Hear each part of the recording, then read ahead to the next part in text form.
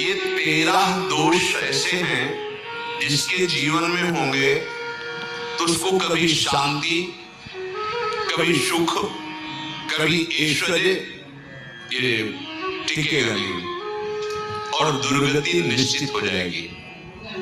बहुत ध्यान से सुने। एक श्लोक में 6 दोष और दूसरे श्लोक में 7 दोष। उपासक को कभी इन दोषों को अपने अंदर टिकने नहीं देना चाहिए।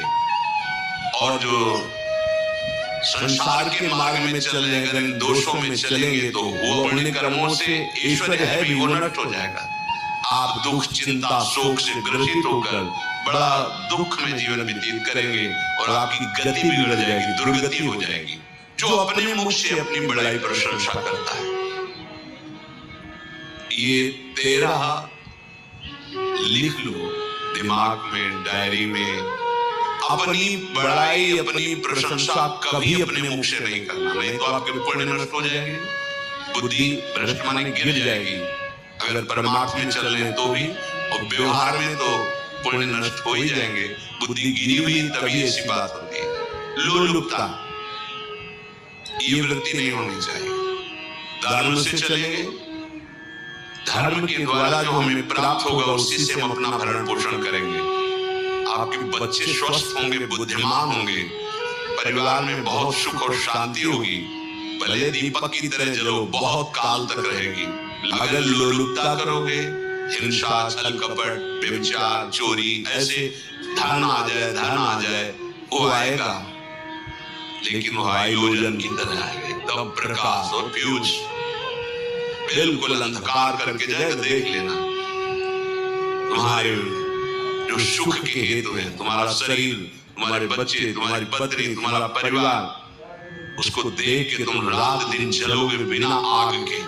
ऐसे उनके आचरण होंगे, ऐसे उनके अंग होंगे, ऐसे उनके दिमाग होंगे, ऐसा उनका व्यवहार होगा।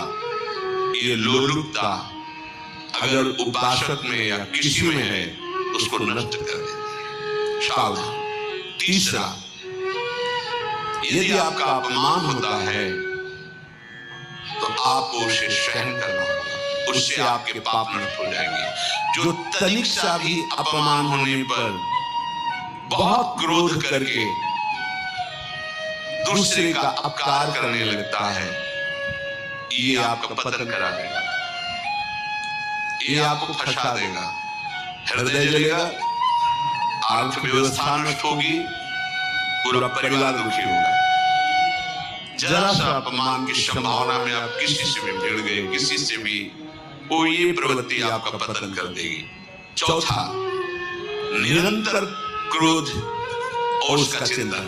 उपासक को तो क्रोध करना ही नहीं चाहिए। ये क्रोध जो है ये चाहे व्यवहार में हो चाहे परमार्थ में, दोनों की हानि करने वाला है।